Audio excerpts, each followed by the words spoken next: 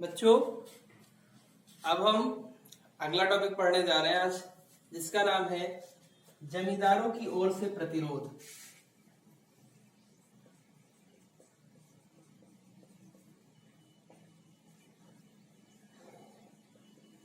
ओर से प्रतिरोध, ठीक है। अब जैसे हम देख रहे हैं कि कंपनी की नीतियों के कारण जमींदारों का पतन हो रहा है, उनका अस्तित्व समाप्त हो रहा है, जोतदारों का उदय हो रहा है। कुल मिला के ऐसी कंडीशन बन रही है, ऐसी स्थिति बन रही है कि जमींदार पूर्णतः समाप्त होने की कगार पर पहुंच चुके हैं।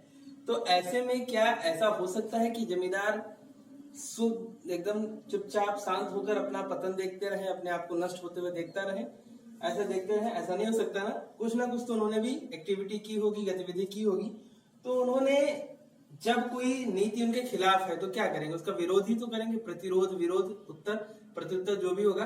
तो उसी को हम देखने जा रहे हैं कि उनका अपना क्या स्टैंड बाय था, वो किस तरह से इनकी नीतियों के खिलाफ अपने आप को जो है उपस्थित करते थे, खड़ा करते थे, या फिर ये देख रहे हैं कि कैसे उन्होंने इन गलत नीतियों के चलती हुई गलत नीतियों को कैसे इनका सामना किया, या फिर कैसे इनको इनसे मुकाबला किया।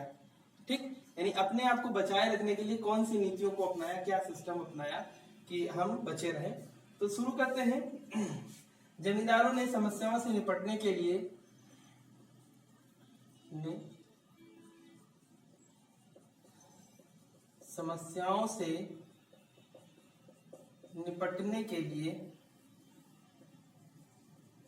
कौन सी समस्याएं? लगान संबंधी समस्याएं, कृषि का छिन जाना, नीलामी हो जाना, इन सारी समस्याओं से निपटने के लिए तरकीब निकाली।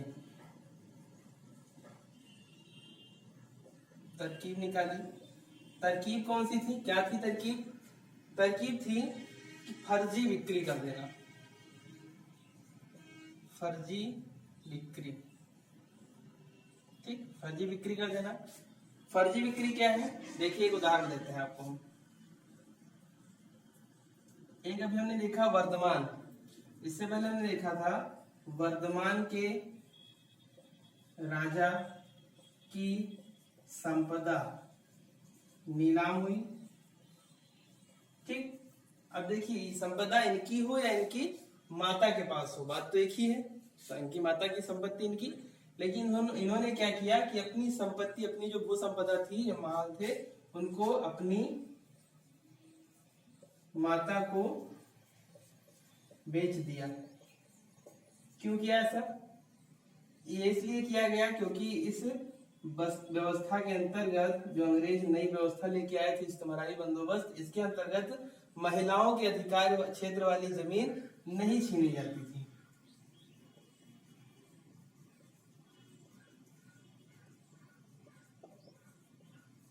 जमीन नहीं छीनी जाती थी, यानी उनके नाम पर अगर जमीन हो गई तो उसको नीलाम नहीं होना है। यही होशियारी की वर्धमान के राजा ने। कुछ भूमि अपनी माता के नाम कर दिया ताकि वो हमेशा बची रहे। तो ये क्या है? एक तरह से फर्जी बिक्री ही तो थी। फिर अगला देखते हैं, दूसरा क्या था फर्जी बिक्री में? जब ये जमींदार पैसा नहीं दे पाते थे तो ऐसे में क्या हुआ? नीलामी होती थी। उस नीलामी में बोली लगाने के लिए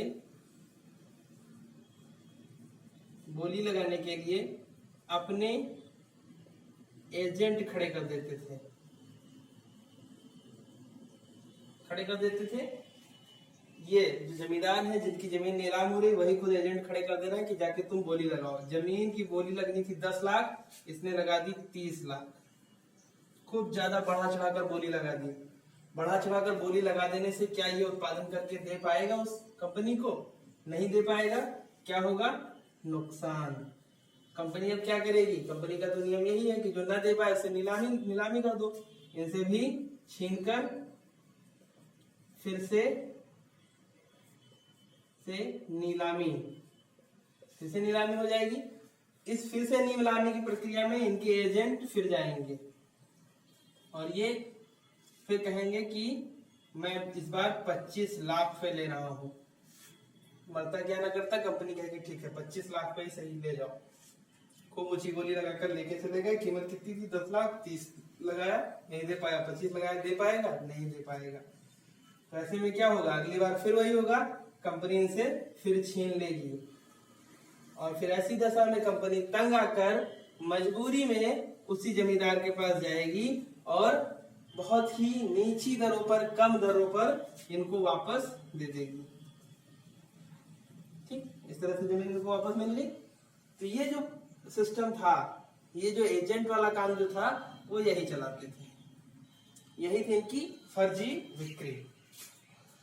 ये काम 1793 से 1801 तक खूब हुआ।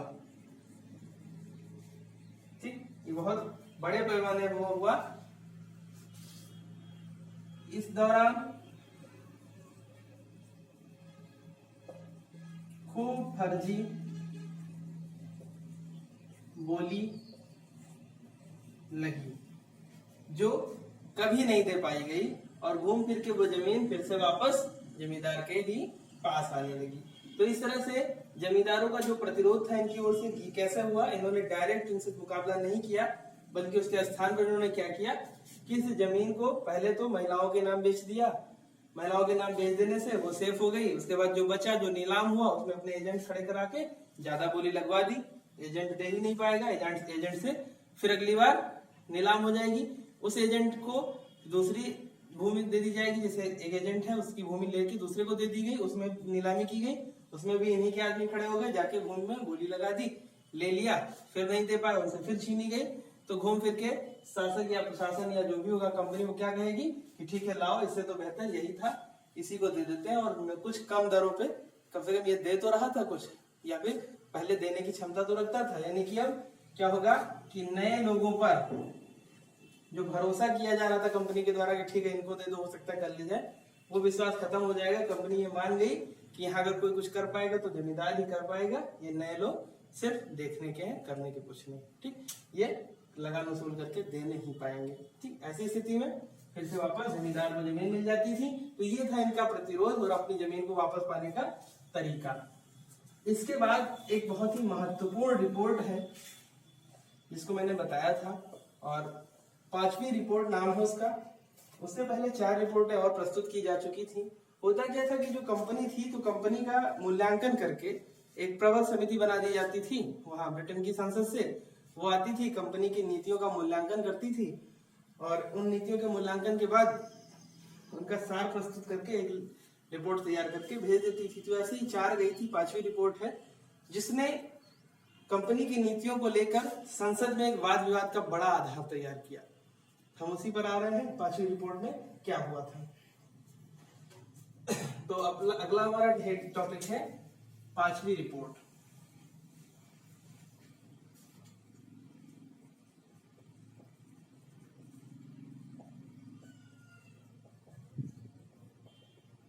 ठीक, ये हो गया हमारा 5वीं रिपोर्ट का टॉपिक। अब हम लोग ये देखेंगे कि रिपोर्ट क्या थी, कैसे थी, कितने पृष्ठ थे, उसमें क्या क्या लिखा गया था, किन के बारे में दिया गया था, और फिर उसका निष्कर्ष निकल के क्या है। तो इससे पहले पार्ट 5 में आप लोगों ने पढ़ा होगा, मैंने कुछ 4 चीजों के बारे में बताया था जिनके कारण चूक हो जाती थी, नहीं दे पाते थे। ठीक, तो वो कर नहीं दे पाते थे ये कंपनी को। तो वो सारी चीजें हैं। तो उन चारों समस्याओं को ध्यान में रखते हुए ये रिपोर्ट तैयार की गई। उन पर विश्लेषण तैयार किया गया कि इन कारणों के कारण जो जमींदार है वो टैक्स नहीं दे पा रहा है कंपनी को। कंपनियां उसके अगेंस्ट जाकर एक्शन लेती हैं बार बार, वो भी बात उसमें लिखी गई। तो ये सारी चीजें कंप्लीट होकर एक तैयार जो है दस्तावेज ब्रिटेन की संसद की पटल पर रखा जाता है, जिसके आधार पर कंपनी का मूल्यांकन होता है, और यह निष्कर्ष निकल के आता है कि कंपनी जो है वो अच्छी तरह से कार्य नहीं कर पा रही है। लेकिन अब हम लोग आ रहे हैं अपनी मेन टॉपिक रिपोर्ट पे।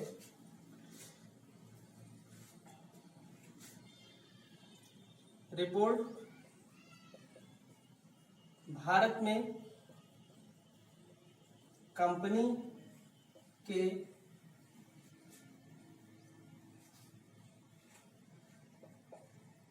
क्रियाकलापों का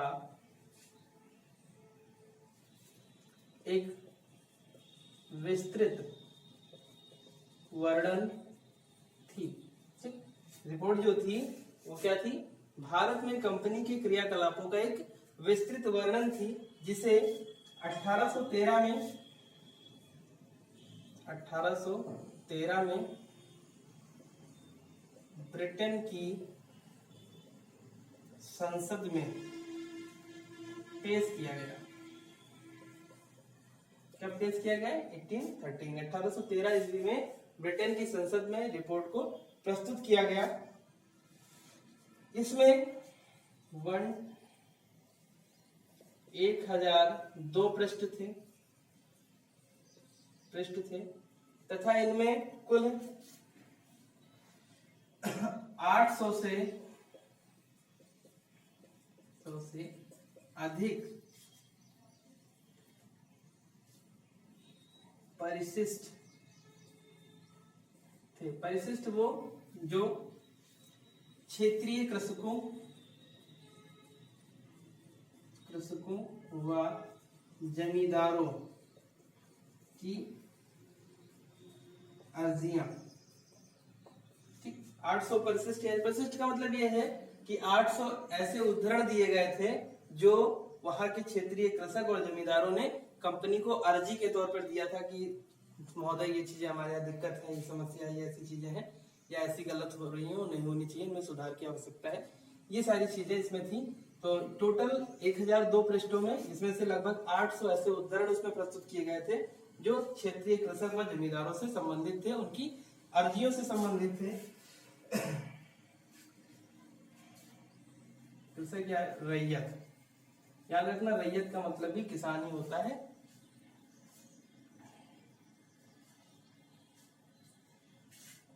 इसमें कलेक्टर की रिपोर्ट भी थी, कलेक्टर क्या कुछ कैसे कर रहा है उसके बारे में भी लिखा गया था। इसमें सांख्यिकीय आंकड़े भी थे,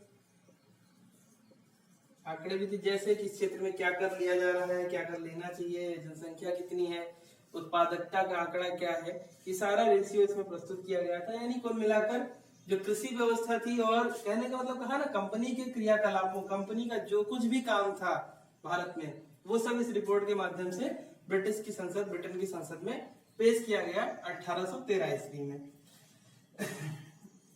ठीक, ये तो हो गई इसकी बात। अब हम देख रहे हैं बंगाल, ब्रिटेन का क्या रवैया था बंगाल के प्रति। ठीक, जैसे एक कोई गांव है, कोई क्षेत्र है, उस पर अगर किसी व्यक्ति को नियुक्त कर दिया जाए कि आप वहां की निगरानी रखिए, लेकिन वह व्यक्ति वहां पर अच्छा कार्य ना करे, अच्छा व्यवहार ना करे। ठीक, जिस व्यक्ति ने नियुक्त किया था उसका इसके प्रति विशेष लगाव है, और अगर ये इसके साथ अच्छा व्यवहार नहीं कर रहे हैं तो नियुक्त करने वाला क्या होगा? नाराज होगा। जैसे सिंपल सा एक व्यक्ति है, उसका छोटा सा बच्चा है, ठीक, वो छोटा सा बच्चा ले जाकर डे केयर में डाल के आता है, सुबह डे केयर में भेज के आता है, तो डे केयर में क्यों रख के आया? वो व्यस्त था इसीलिए। इसका मतलब ये तो नहीं कि बच्चे से उसका लगाव नहीं है। जब डे केयर में उसे पता चलेगा कि बच्चे की देखरेख अच्छी नहीं की जा रही है, जो यहाँ पर आया है उसके साथ बदतमीजी करती हैं, तो क्या होगा? आया के प्रति गुस्सा आएगा या नाराजगी? गुस्सा ही तो आएगा। उसने क्या किया कि यहाँ पर एक व्यक्ति को लगा दिया कि आप दिन भर आया की निगरानी कीजिए। उन्होंने क्या किया बच्चे के साथ?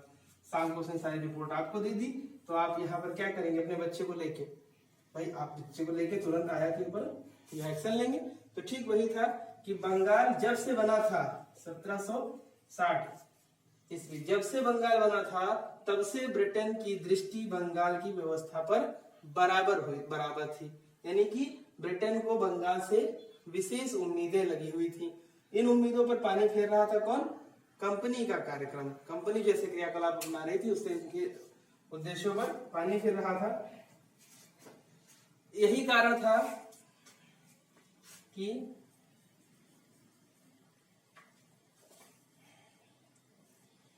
ब्रिटेन में कंपनी के भारत व चीन से व्यापार के एकाधिकार पर सवाल उठने लगे। ठीक, इस रिपोर्ट के पहुंचते ही कंपनी का जो भारत और चीन के व्यापार करने का एकाधिकार था कि ब्रिटेन से अगर कोई व्यापार करेगा तो इस कंपनी के माध्यम से करेगा। कंपनी कोई वस्तु लाकर यहाँ बेचेगी तो खरीदेंगे ब्रिटेन वाले, नहीं तो खुद से जाकर भारत से निर्यात आयात नहीं कर सकते। तो इस बात पर अब प्रश्न चिन्ह लगने लगा, क्योंकि इनकी जो नीतियां थी, इनका जो क्रियाकलाप था वो संतोषजनक नहीं था। ठीक, इतना समझ में आया। यानी रिपोर्ट जाके वहां पर क्या करे, रिपोर्ट जाके भारत के एक ऐसे क्षेत्र की स्थिति को प्रदर्शित कर रही है जो ब्रिटेन के लिए अत्यंत महत्वपूर्ण था, और उस महत्वपूर्ण क्षेत्र के साथ जब अच्छा बर्ताव निगरानी करता, नेतृत्व करता नहीं करेगा तो नियुक्ति करता जाहिर सी बात है नाराज होगा। और यही हुआ, ब्रिटेन की संसद ने ईस्ट इंडिया कंपनी से नाराजगी व्यक्त की, उसके कई सारे अधिकारों को कम किया, सीमित किया और समाप्त भी किया। तो पांचवी रिपोर्ट एक ऐसी रिपोर्ट हुई। अब इसमें हमने देखा क्या हुआ कि एकाधिकार समाप्त करने की बात होने लगी और कुछ अधिकारों को सीमित भी किया गया, समाप्त भी किया गया। तो पांचवी रिपोर्ट एक ऐसी रिपोर्ट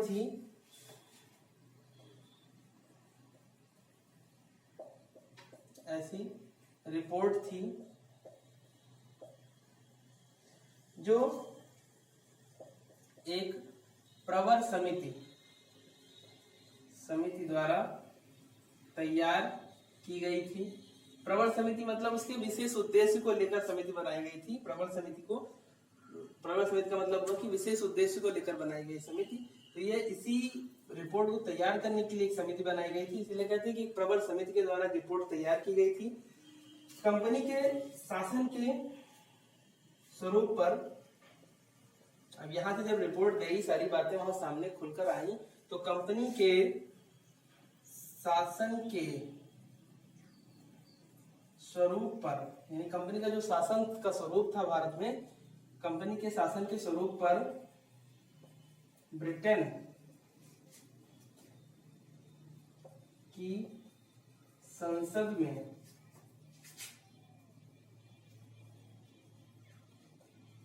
वाद विवाद आरंभ हुआ। ठीक, वाद विवाद किससे संबंधित था, भारत की व्यवस्था को लेकर भारत की व्यवस्था से जुड़ा हुआ वाद विवाद आरंभ हुआ। सिंपल सा 2 लाइन में मैं समझाऊंगा आप लोगों को लास्ट में। इसमें आप देख रहे हैं पांचवी रिपोर्ट, तो पांचवी रिपोर्ट से कभी कभी प्रश्न आ जाता है कि पांचवी रिपोर्ट से आप क्या समझते हैं। तो सिंपल सा आप इतना जानिए कि जो पांचवी रिपोर्ट है वो भारतीय व्यवस्था को ले जाकर ब्रिटेन की संसद की पटल पर रखती है, और ब्रिटेन की संसद में उसी व्यवस्था को लेकर के वाद विवाद आरंभ होता है, जिसके परिणाम स्वरूप कंपनी के कई सारे अधिकारों को कम कर दिया गया, सीमित कर दिया गया अथवा समाप्त ही कर दिया गया। यानी कि कहने का मतलब यह है कि कंपनी जो गलत रवैया अपना रही थी भारतीय व्यवस्था में भारतीय कृषकों और जमींदारों के साथ, उस पर अंकुश लगाने का काम इस रिपोर्ट के पहुंचते ही आरंभ हो गया। ठीक, अब हम लोगों ने देख लिया है कि बंगाल और वहां पर जमींदारी व्यवस्था क्या थी। रिपोर्ट पहुंच चुकी है, रिपोर्ट पहुंचने के बाद सुधार के लिए निर्देश भी आ चुके हैं, सुधार भी हो चुके हैं, काफी हद तक ऐसे निर्णय लिए गए हैं जो कृषकों के हित में हो। आवश्यक निवेश की जो संभावनाएं थी वो सब निवेश किया जा रहा है, यानी कृषि व्यवस्था का स्वरूप धीरे धीरे बदलने लगा है वहां पर। हालांकि बाद में वो चीजें फिर वैसी नहीं रह जाती हैं, लेकिन बदलने लगता है। यहाँ तक हम लोगों ने देख लिया। अब हम जो आगे अगला टॉपिक आएगा हमारा वो होगा कुदाल और हल। यानी कुदाल का मतलब छोटे स्थान से लेकर के हल मतलब बड़े स्थान तक की जोत जो थी उस सब पर एकाधिकार या कब्जा कैसे किया गया, उन सबको कैसे मैनेज किया गया।